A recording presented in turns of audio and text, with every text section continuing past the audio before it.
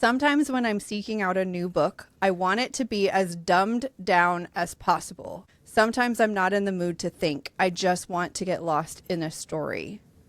My question is, what? Yeah. I'm so confused by this.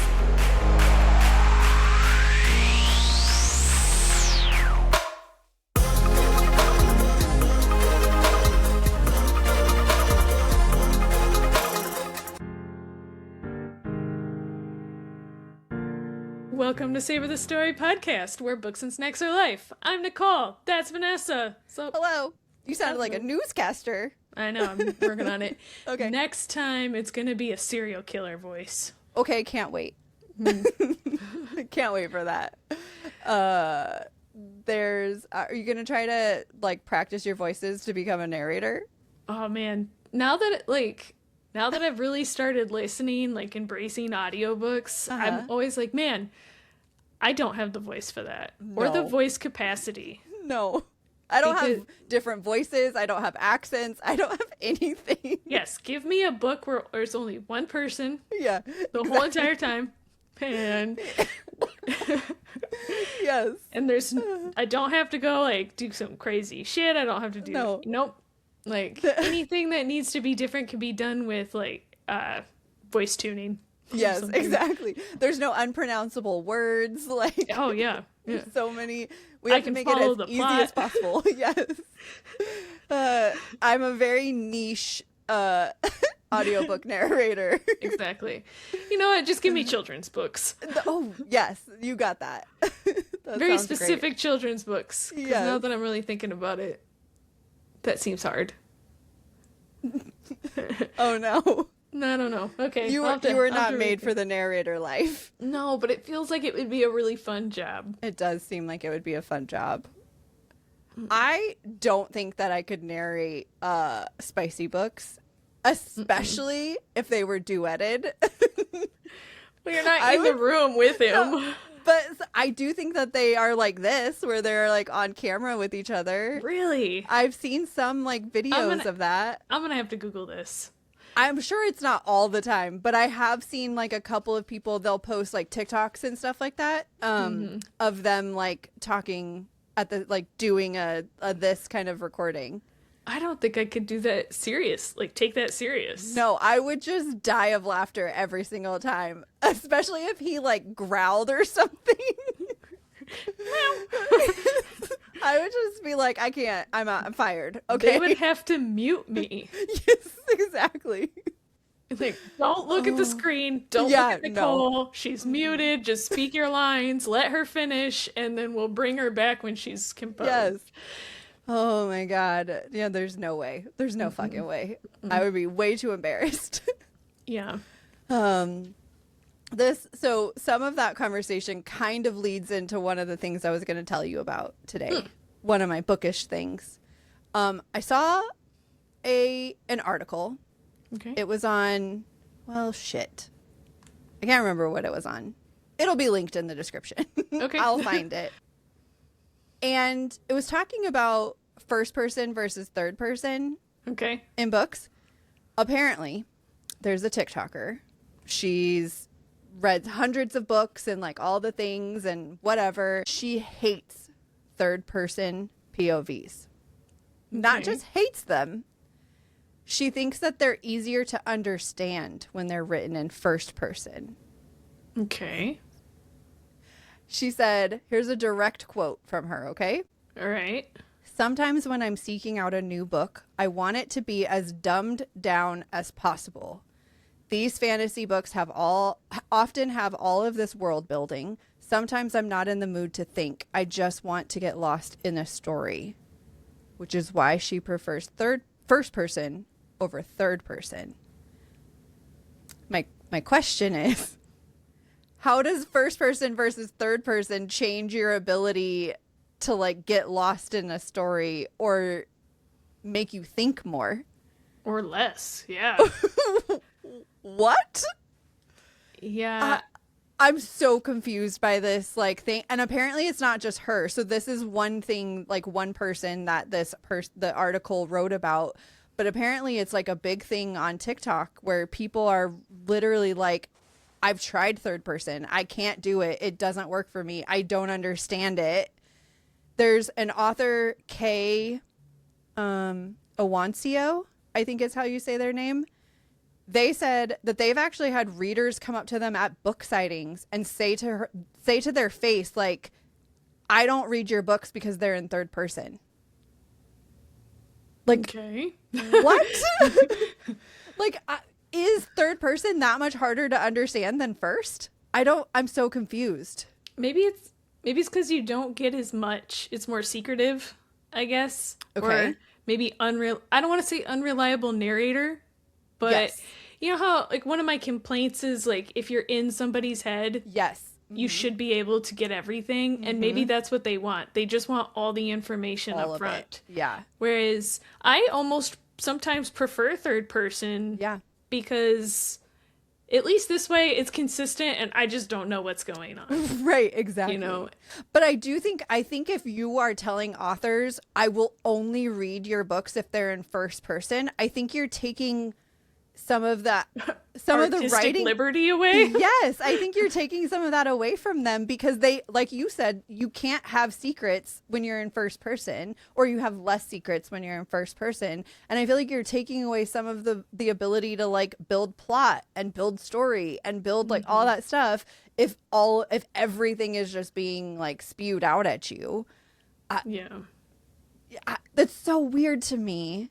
Yeah. Well, yeah, I don't know. Yeah. It's cool. Well, you're allowed to have your preferences on what you like in books. I think that's really ballsy to go up to an author, though, and be like, I'm not going to read your books unless you change how you write. Yeah. Like, if I was an author and somebody said that to me, I'd be like, all right, I guess I'll catch you on the next book. Yeah, maybe. The next series? I don't know. I think it would be weird if you were an author. Let's say you wrote two fantasy books in third person, and somebody came up to you and you're like, you're right, I should write it in first person from now on. So the third book comes out in first person. You know how many people would be like, what the fuck? I would be so pissed if the person changed. I've had that problem before where like the main character is first person, but when it's a side character chapter, they write it in third person. No. You can't switch it up in the middle of the fucking book, just like you can't switch it up in the middle of a series. Like, if you pick one way, go with that way. Like, I don't know. Another quote from her was, when I read in first person, it's almost like, that's me in the book. Okay. But I still get that feeling when I read third person. I don't understand the difference, like how first person. I feel like that's the opposite way, because like, isn't first person, you are the person? So like, yeah, now somebody is thinking your thoughts for you, right? Whereas if you were from third person, you could be like, I don't know, maybe like the getting there is different, but yeah, I generally would act that way or say something, but like not all of the thoughts are being put into my brain like for me, right? I don't know. Because in first person, the narration of it is saying like, I did this, I said that, and for me, I feel like that's the opposite, right? Like, when I read I said this, I am specifically thinking about this person saying that thing. I don't know. It was a very interesting like article, and I'm very confused by, like you said, everyone can have their own opinions. You can have your own preferences. Like, we all have that. I'm just very confused by how you find it so difficult, or how people find the difference between them so difficult. So I'm not a brain person, a brain psychologist or a brain doctor. Oh, no. What is it? I'm not a brain scientist. But anyway, I wonder if it has something to do with third person is more like real life. So like, you are hearing other people say their thoughts, or hear what they're saying to you. They're acting out in an environment, and you maybe don't know what's going on, right? So maybe that's the problem. Is it's too much like real life, and Okay. You don't want that in like a fantasy. I know I'm not making a huge amount of sense right now, but like no, but I get what you're saying. Like it makes it more realistic in that it's somebody telling you a story about something that happened to them or other people. Where in first person, it's like this person is telling you this fantasy thing that happened to them, and it's easier to believe that it's fantasy. Yeah, I don't know exactly how to explain it, but more of just like if it's third person, it's like you're experiencing real life, right? Okay. Like everything is happening. Yeah. But interesting. I mean, it's not to me. It still feels like a stretch because it's like. Yeah. This is not that hard to go from one to the other, but yeah, I don't know. I don't know how I feel about this. I know that I feel frustrated. Yeah, I actually don't have a preference. I don't think I do either.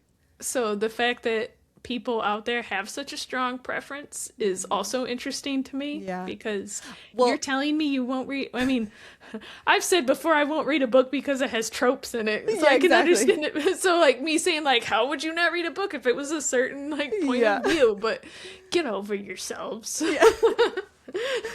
I will say I do not like it when a book switches between person for different people. Like I said, with the one chapter being first person and another chapter being third, I think that is really jarring. But for the whole book, I don't have a preference really. I don't think of one over the other. Yeah, me neither. Great. The end. That's all I had for you today. Nothing got handled there. Nothing got decided. Nothing. Still anything. Clear as mud. Exactly. Do you have anything before snacks? Sure. Okay. I have an announcement. An announcement. An announcement. I have finally finished all of the DCC books. I was not going to read them yet, but I ended up just like, fuck it, and I started them. Yes. And let me tell you what, one, before I get into the books, because I'm not gonna review them or anything, because you've already done all the reviews. We have a very long episode about that. Yeah. I will link it. Yeah. Those books, and I know you said it, these books are all like 600 plus pages long. Yes. So they're very long. It's a very long series. Very long series. Yes. This is like, I've been keeping, throwing everything into all my books that I finish into Goodreads and stuff. And I looked the other day when I finished a book and I just clicked it just to see. And it was like, you're 14 books behind this year. And I was like, oh, fuck. Oh, no. It's because I've been reading 8,000 pages. Because I read, like, if these were all, like, romance books, I'd be on top of it. Yeah. I wouldn't be 14 books behind. Oh no. So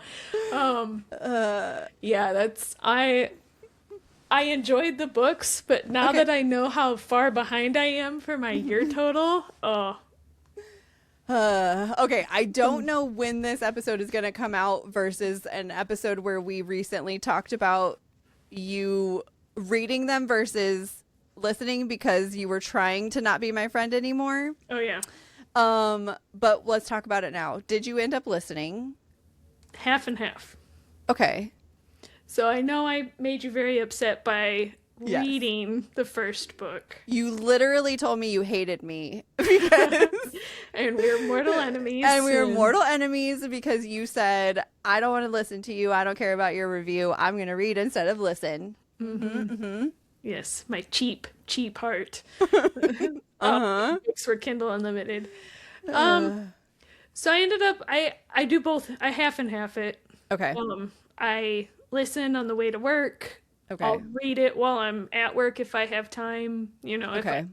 I'll listen to it on the way home if I'm at home and it's just me and I'm cleaning or something. I listen. But if like Mike's home and we're watching like hockey or something like that, I'll read it. So I would say it's a true half and half.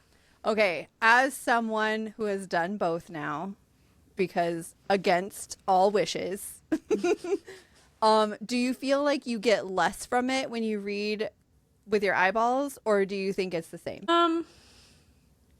So I enjoy the reading. Okay. Okay, well, let me say this. I can't pick because each has its own specialness to it. Okay. When I'm listening to it, I get to enjoy the narration. I get to enjoy all the voices. It helps me keep track of characters because there are a significant amount of characters in this book. There are over 300 named characters in this book. Right. Series. Yes. And just because they're in one book doesn't mean that they're in the next book, and then they might show up 2 or 3 books later. And I know you've said all of this in your reviews. It's very confusing. That's why Jeff is amazing, because he has different voices for everybody. Yes. So, A+ for narration, because he does a great job. It lets me go on autopilot. I kind of just get to like enjoy being in the book. But because of that, I also think that I zone out a little bit when I'm being read to. Because I know there's so many parts where I'm like, I don't remember this person, or I 100% don't know what's going on right now. Okay. And I'll have to go back. Okay. Like multiple like minutes and be like, what is going on? How did we get? Because he does. Yeah. The book jumps around a lot too. So like, and that's like one aspect of the actual book itself is that like, just because what's going on right now does not mean that that's the same path they're traveling. Oh, I see. You know what I mean? Like, there's so much chaos. So much chaos. In that book series that like, if you're not paying attention, like I think I don't even know. I walked out of the room to let the dogs out, and I came back in, and I was like, "What the fuck is going on?" Oh, so much could happen in that time. So I had to go back. Yes. Yeah, that's very true. Okay, so you have like benefits of both ways. Okay. Yeah, I mean, I'm definitely on team. You should listen to it. I do think it's very enjoyable. But I could see benefits to both ways. Yeah. There's definitely a couple of parts specifically that I know that I really enjoyed listening to the narration of it. And I was like, some of those parts I was thinking of, and I'm like, you're not going to get the experience of this because you're reading it with your eyeballs and not listening. Because there's a couple of parts, specifically one in book 2 when Donut screams at, she calls somebody a fucking bitch. Yeah. And she screams it. Like, I loved that part so much, the way that Jeff Hayes screamed it as Donut. And so I listened to that part like 4 times. Yeah. Also, I feel like you don't get the full effect of Samantha in the book. Like, you have to listen to her be fucking crazy. Yes. In Jeff's voice. Yes. Samantha is one of my favorite characters. She's absolutely the best character. Like, there's a lot of chaos agents in this book. I love Samantha. Samantha is fantastic, especially like in some of the later books when she starts getting a lot more like playtime with the team. She's fucking great. I love Samantha so much. For those who haven't listened yet or read the books yet, go listen to it because Samantha is a talking sex head doll and she's fucking great. She's hilarious. Just go do it. Okay, so do you have a favorite of the series? Yeah, I can actually tell you top to bottom. Oh, tell me right now. All right. It is 1. Okay. 7, 6, 5, 2, 3, 4. 1, 7. You liked 7 at number 2?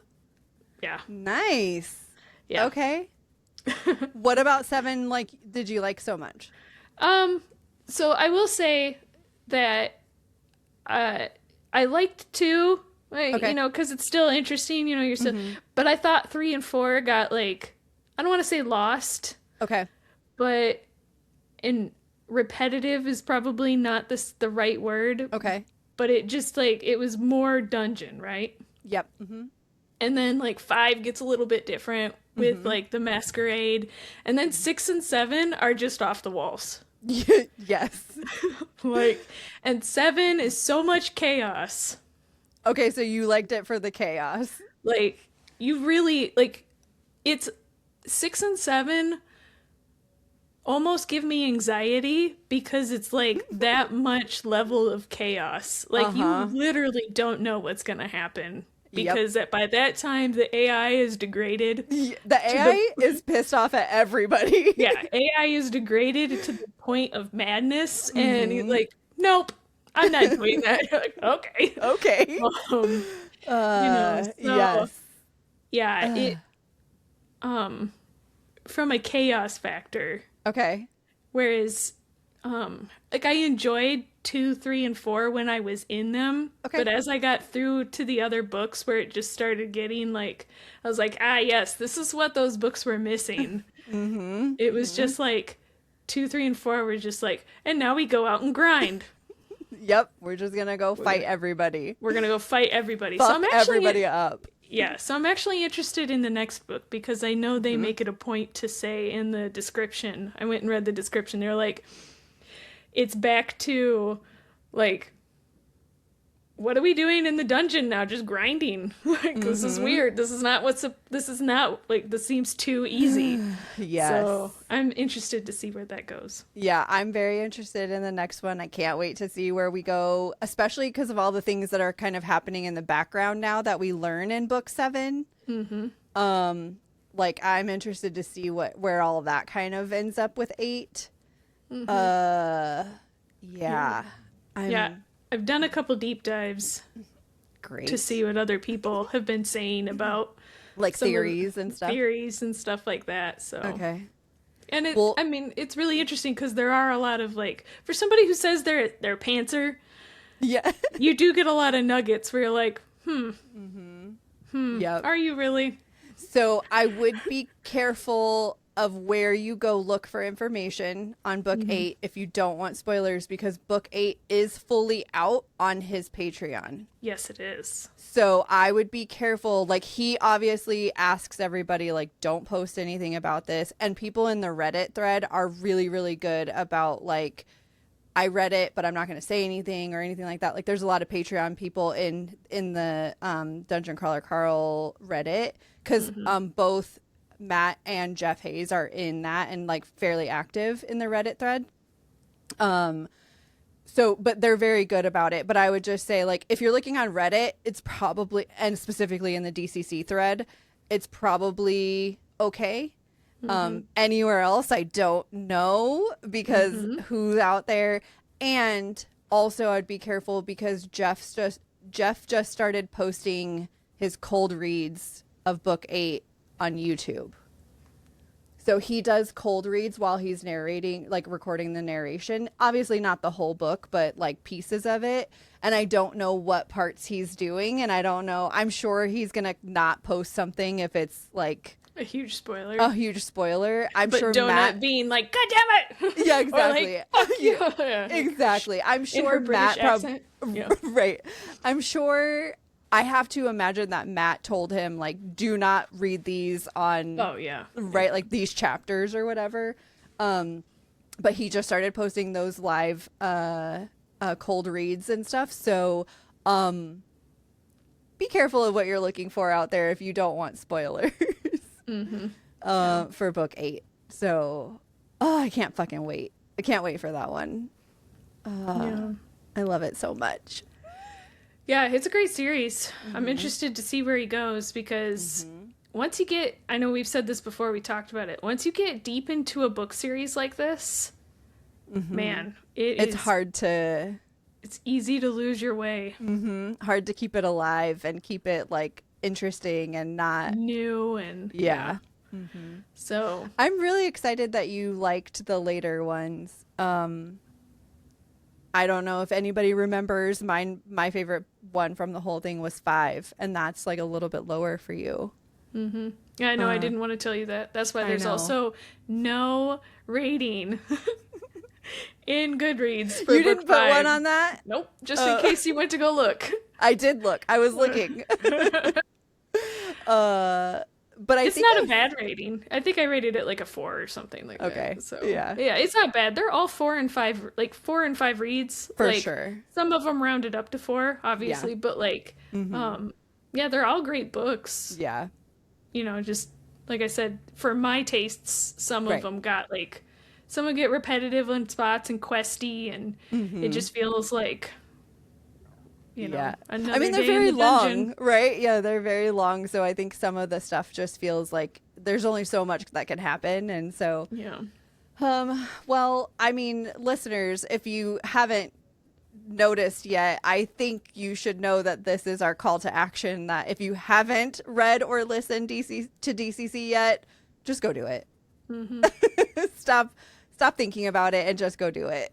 Might as well. You might as well. Because if you want to be like Nicole and be my mortal enemy, you can go read them on Kindle Unlimited, or you can go listen to them on Audible. Because Jeff Hayes is friend. Yes, and be my friend, because they're fantastic. Yeah. Great update for us. New achievement, as one might say. Do you have a good snack today? Oh shit. I take that as no. No, I haven't even thought about it because I was thinking about like, dang it. Let's see, what did I do this week? Okay, for lack of anything else better to say, I've popcorn. been eating. No, not popcorn. I have not eaten any popcorn. Okay, I'm gonna tell you my shame snack. Okay. And I don't want to. Okay. Because remember, like 3 days ago, when I was like, I'm gonna be healthy. And then what happened? What did you eat? You better tell me your shamefulness right now. Okay, so I said, I'm gonna do better. I'm gonna work out, do all these things, you know, like blah, blah, blah. Well, then I went to work yesterday. And I was supposed to get out at 5:30. And I ended up getting stuck at work until like almost 8. Okay. So I knew that by the time I got home, because it takes me like 45 minutes to get home. So I knew by the time I got home, it would be almost 8 o'clock and I would be going to bed in like an hour. And I didn't want to eat that close to bed. Almost 9 o'clock? Almost 9 o'clock. I didn't want to, I just didn't, in my mind, it all lined up. I didn't want to deal with it. So I ate Taco Bell. Do you want to know something? Did you eat Taco Bell? My snack today is Taco Bell. Oh my god. Holy shit. My snack today is Taco Bell, specifically pintos and cheese, because I love pintos and cheese. Oh my gosh. But my snack today is Taco Bell. Wow. Look at us. You know, every once in a while when I send you something and you're like, same person. Yep. This just reinforces it. Reinforces. We are slowly becoming one. I know. Soon we won't have to do the split screen shit. No, exactly. Or the split screen will just be like half of our face. Yes, just half of us. It's the same story. I don't know which way I need to go. Exactly. It'll just be like half face. Same person. Yes, we because we had like a 10-hour road trip last weekend. And so obviously we had to eat on the road, and Tim was like, I want Taco Bell. And I was like, of course you're going to pick the hardest thing to eat in the car, but okay. Sprinkled cheese like confetti all over the seats. Yep. But yes, we got Taco Bell, and I had a couple of tacos, and but pintos and cheese is I used to get this as a child all the time, the little bowl of beans and all that, and it's delicious. That sounds delightful. Yes. Just hard to eat if you're driving. Yeah, I wasn't driving, so that was fine.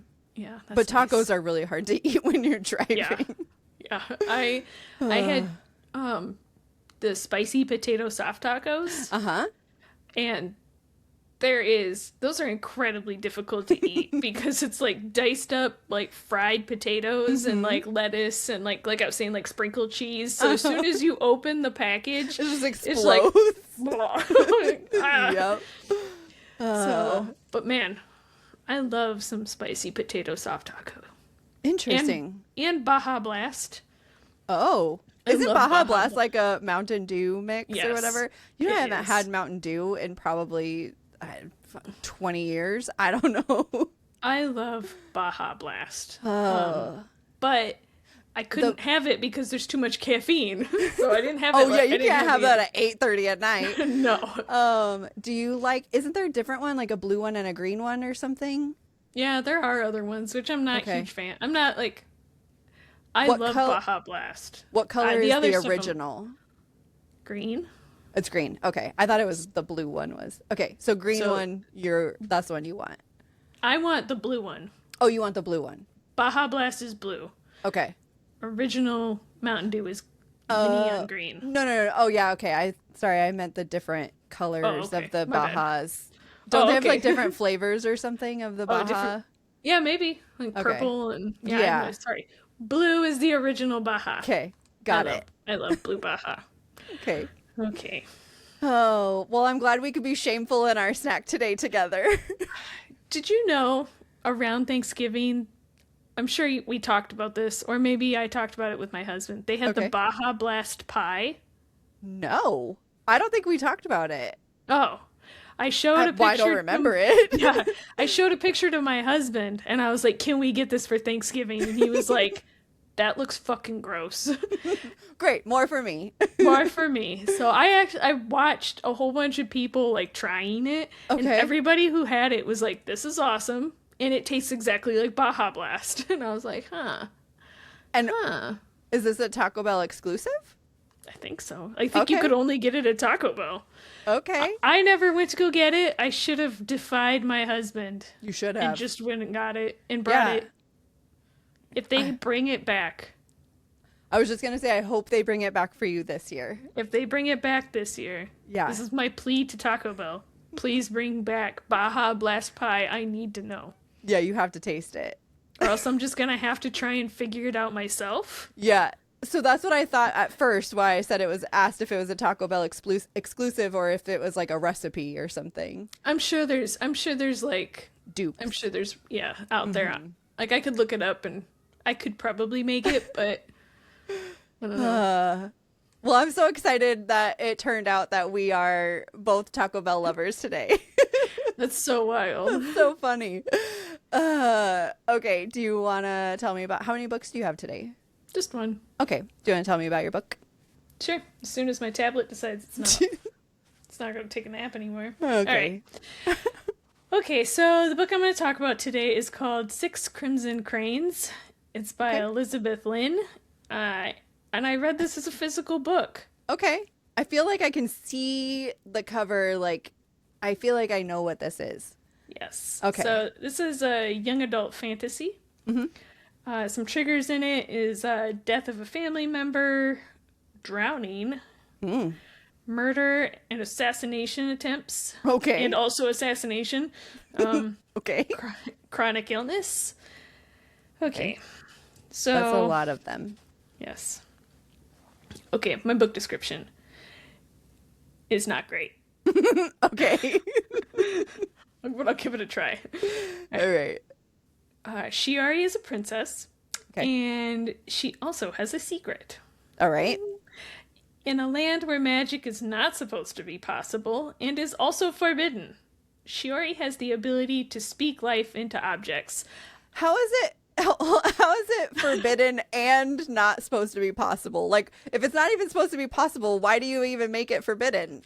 So I think just on that island, it's not possible. I see. Okay. But like other places, it's possible. And I'll get into all of this. Okay. Thank you. Later, a little bit. I'll clear a little bit of this up. Okay. I also didn't really know how to explain her magic very well. Okay. That's why I phrased it the way she is, and I'll give an example of it later. Okay. And what did you say about her magic again? She has the ability to like speak life into objects. Okay. So like reanimate is not a good word because they weren't already animated, but like animate them, I guess. Okay. All right. Explain. Okay. I'll get you there. Okay.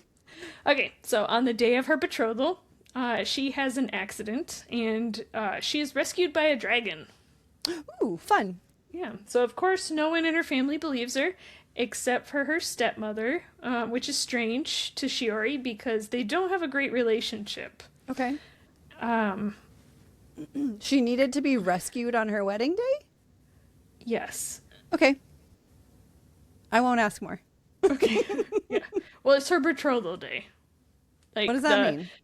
Like the prince came from his kingdom and they were going to be like a fiancé to each other. Okay, great. Okay. So it's like a ceremony where they come together and they promise to marry each other. Oh, I see. It's like the two kingdoms are basically saying like we're going to ally together and they're going to be okay. Yeah, so Shiori doesn't want to be married to this guy. Okay. So she goes and hides, I guess for lack of better terms, and while she's hiding, something happens and she finds herself in trouble. Okay. And this dragon rescues her. Great. Yep. Okay. So because of this accident, Shiori ends up spending a lot of time with her stepmother, and she starts to become suspicious of her. Something is not quite right. So she secretly follows her into the woods, and finds out that her stepmother, her name is Rikama, has magic of her own. Okay. So when Shiori is caught, and her stepmother finds out that she knows the secret, she puts a curse on Shiori and her brothers. Jesus, okay. Yes, so there's 2-part curse here. Okay. 1, all 6 of her brothers are turned into cranes. Okay. There's a lot to unpack there, but okay. Yep. So they're turned into burbs. 2, Shiori's magic is restrained, so she can't use it. Her stepmother sounds very powerful. Right. And also she is banished. Okay. So, but then on top of that, if Shiori ever speaks a word, she has the ability to speak. Okay. But if she speaks, every word she speaks, one of her brothers will die. What? Yeah. So she can speak, but if she chooses to speak, every word she speaks, one of her 6 brothers will die from it. So if she says 6 words, they're all dead. Right. And in the book, something happens where at the very beginning where she actually speaks. Okay. And like basically she gets like a warning. Okay. Like where she thinks she sees her brothers and she says something to get their attention, and like one of the cranes like falls out of the sky and she's like, oh fuck, I killed my brother, and she basically hears like a voice that says like, that was your warning, like that's what'll happen to your brothers if you speak.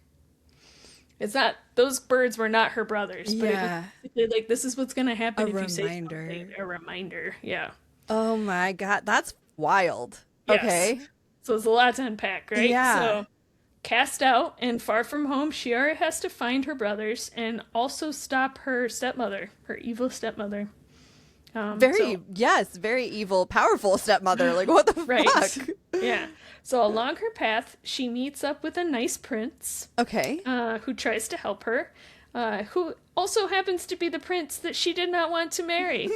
Okay. Weird, huh? Is there a like a location limit on where like she's not allowed to talk ever, or is it only if she's in? It doesn't matter where she is. So how does she tell him what her problem is? She can't. Okay. So remember, okay, let me get through this and I'll have sorry. Yes. No. I have a spoiler part. Okay. Which some of this stuff I'll talk about because it gets spoilery. All right. Okay. So she learns that maybe he wasn't actually such a bad guy. Okay. And he helps her. Okay. A little bit. But that's not all. All right. With all her brothers missing, There's trouble home because there's no trouble back home because there's nobody to inherit the throne now. Oh. So this means that all the other minor princes and minor factions are now plotting to usurp her father and dethrone him. That makes sense. So who's gonna stop them? Tell me, Vanessa, who will stop them? Not the evil stepmother. Not the evil stepmother. Okay. So there's a couple things that I'm going to mention here, and the only reason I'm bringing it up is because if you read the actual book description, there's a pretty large emphasis put on it in the book description, and I didn't necessarily agree that it was the main focus of the book. Okay.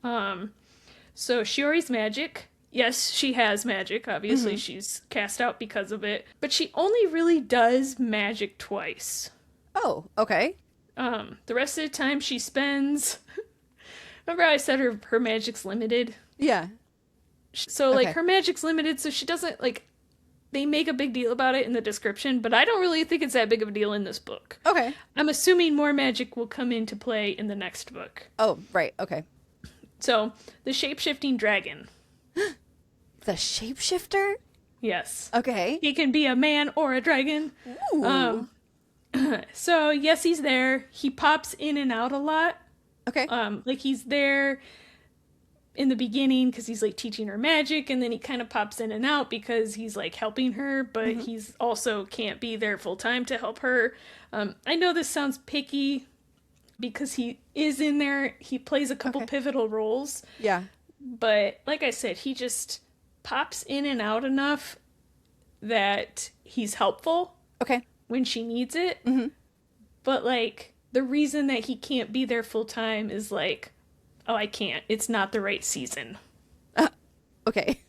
You know, so like, and it kind of feels like more of a love triangle setup than. Oh, I see. Okay. Yes. Then like, he's there for reasons. Like a red herring love triangle? Yeah. Okay. Yeah.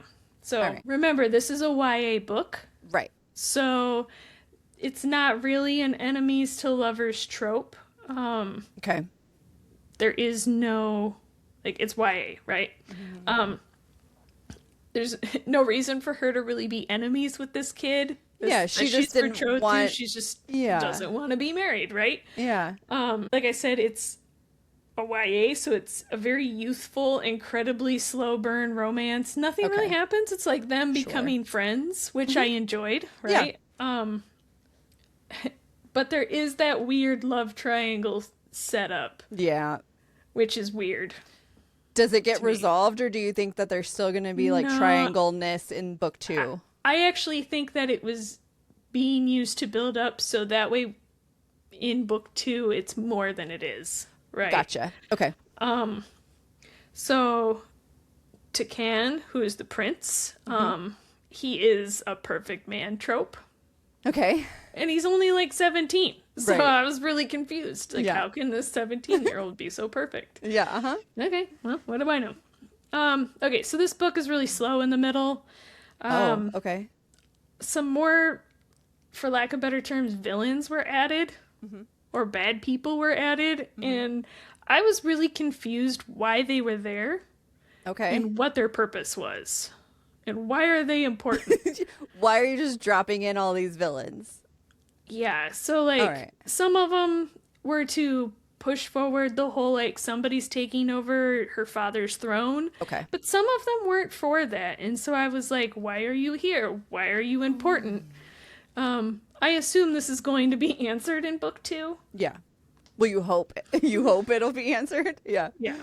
Okay, so some nice things about this book, though, is Shiori does have personal growth. Okay. Like I've said many times now, she's very young.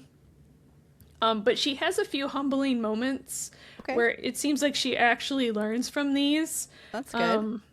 She just doesn't continue from the aspect of to become like a better person. Like, she realizes that she was a bitch to this prince. Okay. And she's like, okay, that was on me. I was a bad person. She doesn't ever really learn to, like, control her temper or, like, not do impulsive things, but at least from the aspect of, like, becoming a better person. Okay. seems like she does grow there. So that's nice. All right. There's a paper crane in this. Okay. And it's adorable. It's the paper that she animated. Yes. So it's part has something to do with her reanimation magic. She animates this paper crane, and it's her best friend, and it's just this cute little sassy bird that kind of like acts like a Jiminy Cricket almost, like her conscience. So it's very cute. Okay. So now for the spoilery things a little bit. Can I ask you something before you get into that? Sure. Is the story told like from her inner monologue, or is it told from other people's point of view? It's hers. It's her point of view. Her point of view, just her inner monologue, because obviously she can't talk out loud. So. Right. Yes. So I guess this is a good spoiler anyways, but so she has the ability to speak to the bird through her mind because she made the bird. Okay. So she's linked to the bird with magic, right? All right. So she can speak to the bird, and the bird can speak to other animals. So, like, the bird can speak to her brothers in their crane form. Nice. All right. So, like, she has a way to speak through that. Okay. But, yeah. And the bird's she's not having conversations with people around and all that kind of stuff. Okay. It's all the brain connection with her bird. All the brain connection. Everything, like, she can't even, it's so much that she can't even write down, like, what's happened to her. Really? Yeah, like, there's a block there. The stepmother is a real bitch. So let me tell you something about that. This is the spoiler part. Okay. Rei Kama, who is the stepmother, is the perceived villain in this book, correct? You would say that? Yeah. Okay. But at the end, she is not the villain. Okay. So... at the end, she has like a redemption arc where she's like, I did all these things to save you. Okay. I knew that's what you were going to say, and I'm not on board. I'm not on board either. I had a hard time with these reasons, right? Mostly because Rei Kama is this crazy ass super powerful sorceress. And you're telling me the only way you could save her was to turn her brothers into cranes and tell her not to speak? Or they'll die? So I'm going to choose the most super traumatic way. Yeah. To save you. Instead of just using your magic some other way. So I'm not buying it. I'm not buying it, lady. So I wasn't super thrilled with how that worked. Yeah. But in this book, in order to save her father and like do all these things, she needs to get a dragon pearl. Okay. Which is a source of magic. Okay. And this dragon pearl. The stepmother. No. So Shiori has to find this dragon pearl. Okay. And that's how Rei Kama has her magic. The stepmother has her magic. Is she has a dragon pearl inside her. That's how she's so powerful. Okay. So, yeah. Do you just absorb it? Yes. Okay.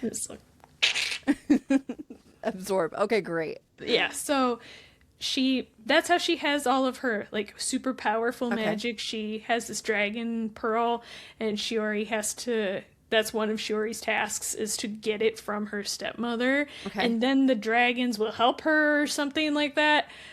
I don't. Okay. It's kind of like, it's questy, right? Sure. Mm-hmm. Like, she spends the whole middle part of the book weaving this net. Okay. And while she's weaving this net, that's where you meet all these other characters who are, like, probably evil, but you're not really 100% sure why. And that's where, like I was saying, it kind of gets slow, because you're like, why is she here? Minus that she has to, at some point, spend time with the prince to therefore become, like... Right. You know, in love with him. So, right, yeah. So that's the only thing that I can think, is there had to be a way to get her to spend time with the prince, right? Okay. So Did you have any questions that I didn't answer? No, I think you got it. Okay. Yeah. Okay. So that's really the only spoilery things that I was going to talk about. Okay.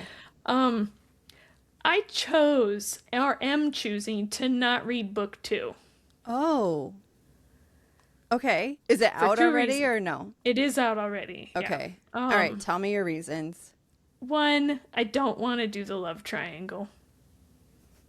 And you feel certain that's where it's going? Oh, yes. Okay. I know it's going to go there. Okay. And I'm not going to do it. Okay. And I'm also kind of scared that book 2 is going to be the same as book 1. Like a questy, like still trying to figure out where. Okay. Yeah. Like, except now, like, now she's doing more quests in the dragon world. Okay. All right. So she goes down to the land of the dragons and she's doing questy things in the land of the dragons. Because now she's there looking more specifically for the pearl, right? Well, she has the pearl. Oh, I see. I did not really enjoy this book enough. Yeah. For me to be like, you know what? I can sit through this again. I can go through a triangle and quest. Yeah. With extra. Well, and we know that you're not like a super questy person already. So like, if you're already feeling those vibes for book 2 again, I can see why. Yes. Okay. So, side note, before I give my rating. Okay. The book Her Radiant Curse. Yes. Which I talked about in episode 32. Yes. Is the prequel to this book. Oh, okay. Yes. Did you know that going in? Yes. Okay. I knew that when I read the first book. Okay. But I didn't really know anything else about the second book. Okay. Technically the first book, this sure. book. So I knew in this book that Raikama was going to have a redemption arc. Even before, like, when at the beginning, I was like, is this the same person? What is going on here? Okay. None of this makes sense. And then, like, as the book is going on and, like, Shiori's having, like, second thoughts about her stepmother being a bad person, I was like, now it's all making sense. Okay. I liked Her Radiant Curse better than I liked this book. Oh, all right. I do remember you talking about that one. Yeah, I was going to go back and, like, re-listen to that episode and see what I said about this. Okay. Like, what I rated it and how I felt about it. But then I was just like, I remember. Today, Nicole remembers that I actually liked Her Radiant Curse. Okay. And the way I feel about both books right now is I like that one better than this one. Okay. All right. So. All right. Anyway. I rated this book... Dun, dun, dun. 3.5. Okay. 3. 3? Okay. 3. 3.5? 3. Maybe 4? 3. Okay. That's how I feel. Sorry, 3 tacos. Sorry.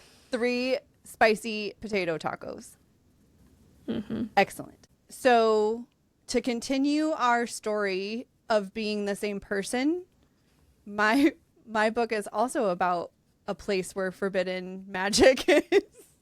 Man, how do we plan this stuff so well? But we know. Okay, so I am going to tell you about The Ascended by Bree, Grenwich, and Parker Lennox. I want to say first that they're a writing duo who call themselves platonic soulmates, and I love that for them. I think that's adorable. So, The Ascended is book 1. All right, before I tell you about any of this, I have to tell you, the words in this book are so, like, fucking crazy. They do give a full dictionary, pronunciation and glossary and like all that stuff. It's very helpful. I was going to talk to you about the words that are in the next, like in another part of the series. But I'm going to actually save that because I think I'm going to review that book soon. So we'll talk about those in an upcoming episode. But so there aren't really any in this one that are like super, super hard, but just know the words are a little crazy, but there is a like glossary and pronunciation guide. So there's that. All right. So The Ascended is book 1 of the Asamarian. Sorry. I have the pronunciation right here. Asamarian duology, whatever you want to call it. They're part of the same world as the Aspatherian series, which is Riftborn, Dustbound, and Realm Blade. That's the series I'm going to read next. But just so everybody knows, like going into it, book 2 of The Ascended is not out yet. It's not even announced. And book 3 of the Asparithian series is not out yet. And for both of those, there might actually end up being a delay of them coming out because the authors are currently going from indie to trad published. So there might be some delay in the next books coming out as they make the transition over. So keep that in mind. Another thing I want to point out before I give this review. I saw so many fucking reviews about this that you should read the Asparithian series first before you read The Ascended. I did not know that. I did not see that. So I can't give you any, like, I can't speak to the what order you should read it in. But if you want to listen to people on the internet who have read both of them, they say that you have to read Riftborn and Dustbound first before you read The Ascended. So after you listen to my, and there is, I understand why they're saying that. There is something that happens at The Ascended that ties them together that I think would be really cool if you already knew that going into The Ascended. So there's some cool stuff there, but I feel okay with it. Like, I'm not upset, but I am going to immediately read the other two. So, okay. The Ascended is on Kindle Unlimited, and book 2 of the Asparithian series is on Kindle Unlimited, but book 1 is not. So keep that in mind. Okay. The tropes are there's trials, and there's some like miscommunication and secrets happening. There's a lot of triggers in this. Their website has, if you are interested in it, I'll put a link here. Their website literally has like an entire page of content warnings if you're interested. But I felt like most of the list is stuff that you would typically get in like an adult fantasy book. But a couple that I will for sure point out is there is a loss of a parent and death, murder, torture that happens. So, all right. So I'm going to give you an overview of the world, and then I'll give you some more details. So in this world, there are the divine and the mortals. The divine, or the Aesmar, have powers, and they rule over all of the realms. And then there's also blessed mortals who have gifts or powers. However, you cannot live in the mortal worlds with power. So every year they come to the mortal realm, so the divine come to the mortal realm and take all of the blessed mortals to compete in ascension trials. And in these trials, you basically you're subjected to like different tests and trials to confirm the legitimacy of your powers and if you're strong enough to become Aesmar.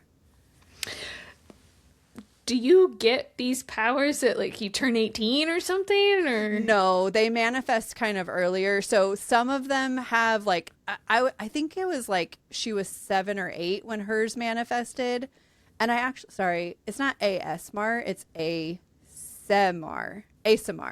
Sorry. Okay. No, hers manifested, and there's different reasons. Like I think some mortals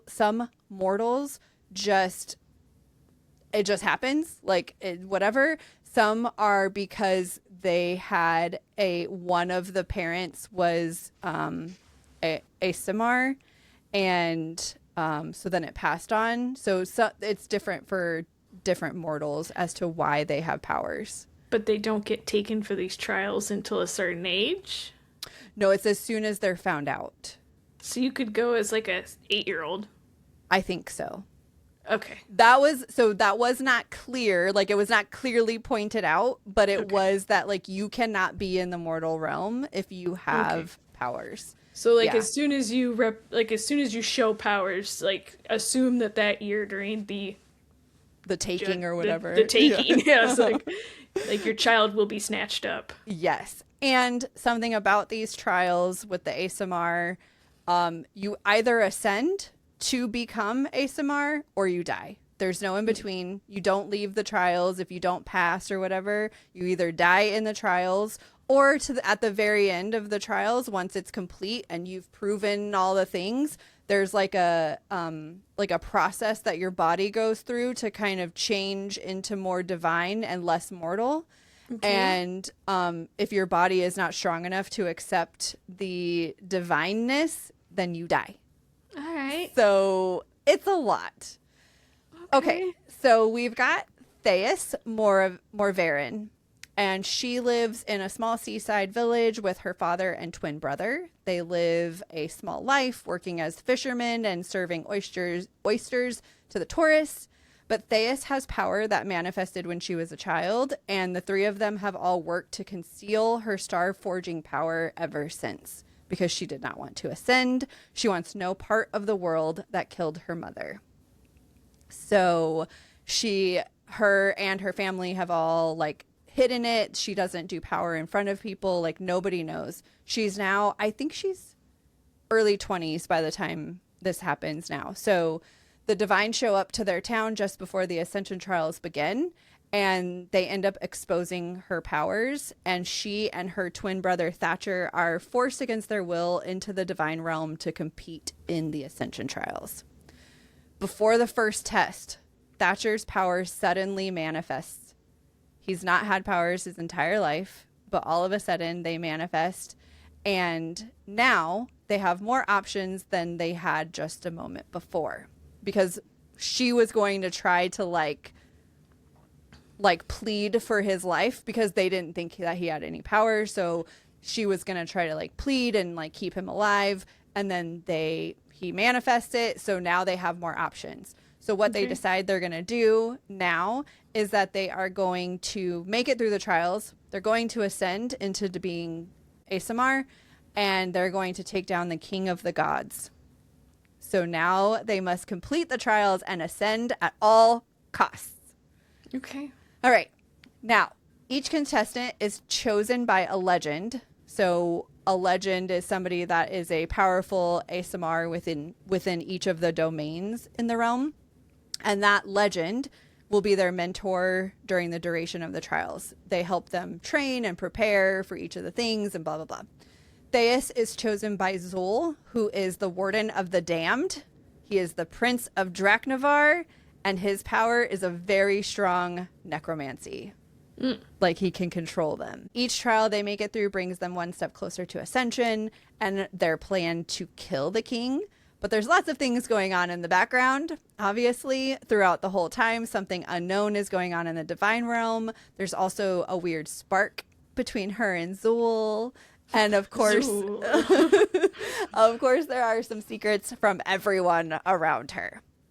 All right. That's the big description of the book. I felt like I had to give more of like a world like description of it too, because there's so much world in this book. Yeah. To tell you the truth, as soon as you said the guy's name, I started thinking Ghostbusters. I mean, he does have necromancy, so he's contrling like the dead, basically. But one of the bad guys in Ghostbusters is his name Zul? That's funny. Well, that's not him. He's not a Ghostbuster. Okay. Well, neither is this. He's the bad guy. Or a foe of the Ghostbusters. Okay, so first, let me tell you, this book is almost 800 pages. So be ready when you go into this book. And I will say first, it did take me a while to get into it. I'd say probably the first like 100 pages, I was like in and out, not fully committed. And then after that, I was like fully invested, sucked into the story. Second thing, it does end on a very big cliffhanger. So if you don't want that, maybe don't read this book until the next book is out. So that you can read them back to back. And third, I feel like I have read quite a few books recently where they had trials. And every time I thought, where the fuck are these trials? Like, what? These are stupid trials. I don't like any of them. What is happening? There are actual legitimate trials in this book where they test their powers, they test their will. There's like high stakes. Like, I can get behind the trials that happen in this book. In this book. So yes. Overall, I really enjoyed it. I felt like it was a really good representation of like a mix of fantasy and romance. I do think that this book felt more fantasy heavy than romance, but the romance does happen as part of the story, so you do get that. But I found it kind of refreshing that it felt more fantasy than like your typical romantasy book, you know? There are some things about this book that like pull from other books, like Trials to the Death, having a mentor, having a glam squad. All of those things kind of are very Hunger Games heavy. There's also some things that happen where like once you ascend, you have to choose whose domain you want to join. And I feel like that's kind of similar to other books like this. I felt though that it was like unique enough to where it didn't feel like it was a complete ripoff of other books. I read a bunch of reviews of people that said that they felt that it ripped off more than I thought that it did. So maybe if you read a whole bunch of books that are like this, you may feel differently than me, but I feel like maybe I don't read enough in this like specific trope or of type where I didn't feel like it was like too much of a ripoff. Okay. I enjoyed both MCs. I enjoyed all of the side characters. No one was like particularly annoying or anything like that, so I'm going to call that a win. It's not without its problems though. So like obviously all that stuff is really good as all the things that I liked. One thing that I'll call out for sure was the amount of people, powers, realms, domains, like all of that shit. There is a lot to remember. And I think that might be what took me so long to like get into it in the first like 100 pages or whatever, because you're just being thrown all of this information and it was really hard for me to keep it all straight. And I feel like once I made the decision was like, okay, I don't care anymore about the hierarchy or the world or like whatever. I'm just going to push through. And then I feel like I finally made it like, okay, now things are starting to click for me. Okay. But it is very overwhelming. The next thing is, while I didn't hate Thais, like I enjoyed her, I do think that she's slightly like weighed down by that common trope that we talked about previously of like the strong, stubborn woman. But also that add in self-sacrificial. So she's going to do whatever it takes and like, whatever. Overall, like, I feel like that's such an overdone one where they're just like, I'll do whatever. I don't care if I die. And it's like, okay, like, yeah, I don't know. I care a little. yeah, exactly. I like overall, I feel like it didn't bother me, but there were a few times where I was like, okay, you can calm down now. Take it easy. Yeah. Okay, so this part, I don't know if I should keep this in or not. This is spoiler, so maybe I'll just put a spoiler disclaimer here. It's not a happily ever after. I don't need it to have that because I've had books before that I've read and been fine with it, but I am disappointed in this ending of this book. So whether happily ever after or not, I wish some things that happened differently. Okay. I don't want to give too many spoilers because it's really fucking big. But yeah, I'll just say that I don't like how it ended, and not just because it was not a happily ever after. I am, however, very excited about reading the next, like, the spin-off or whatever. Actually, The Ascended is a spin-off to the other series, but I am excited to read that because now that I know the connection between the worlds and like all that kind of stuff, I'm excited to go into that and see the difference and how it goes and how it feeds into the follow-on book. So I'm really excited. I think this one for me is a solid 4 stars. Nice. Solid 4-star for Pintos and Beans. Okay. Pintos and Beans. That's the same thing. Pintos and cheese. I was like, okay. All right, pintos beans and and beans. Yes, no. 4 bowls of pintos and cheese. I just really liked it. I really enjoyed it. Obviously had its moments of being like, what the fuck? And I didn't feel like I could give it higher than a 4, seeing that it took me like 100+ pages for me to really get into it. Yeah. So, but I'm really excited about it. I hope, it is becoming really big on TikTok. Like BookTok is pushing this book really hard. Okay. So I kind of went into it with like unknown. Am I gonna like this? Yes, exactly. But it was one that I was like, okay, I actually am on board with this. Okay. Are you ready for our question? Yes. Okay. Maybe. Depends on what it is.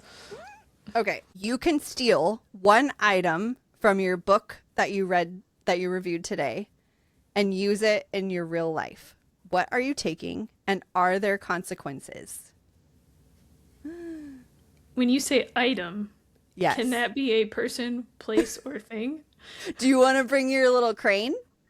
Oh, that would be cute. I was thinking a dragon, because that feels like that would be pretty badass. Yes. I see. I have many thoughts there, because like, oh, cool. It would be cool to have a dragon friend. But at the same time, I could steal the dragon pearl and have like all this crazy superpowers. Ooh, that one would actually be the way to go. Right, because then I could make my own crane friend. Yeah. Right? Oh, you should definitely take the pearl. Easy peasy. All right. Are there any consequences to this? Not in this world, apparently. Okay. But Great. but if I lived in that one, yeah, all the dragons would want to murder me. Oh. Yeah, no, here you're safe. Yeah, unless all of a sudden in the book, yeah. Yes, all of a sudden all the dragons show up in real life and we're like, what the fuck? Nicole, give it back. Never. What am I taking? I am taking, so it's hard because in the Ascended, they don't have anything that's like external to themselves. I feel like it's all magic. No magical items. No, it's all internal to them. Like if I could take magic, I would just take magic. Like that would be cool. Take it. But okay, great.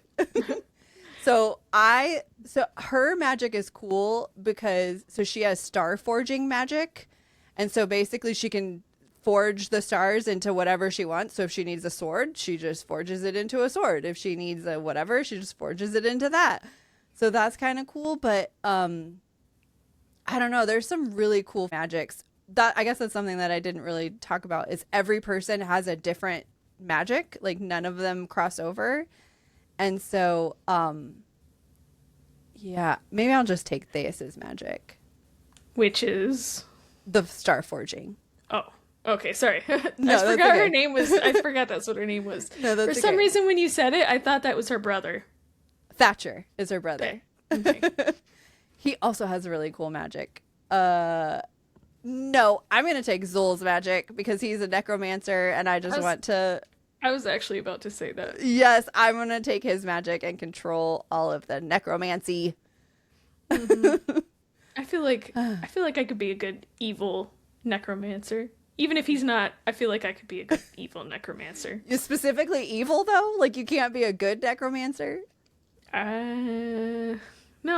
I don't want to. I don't want people coming to me being like, can you bring back my...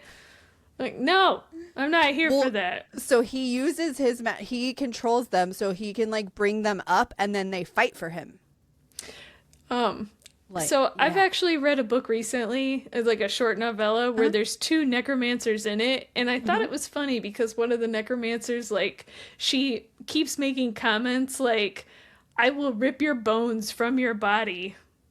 So that's the evil you're going with? Yes, like, I want to be her. Okay.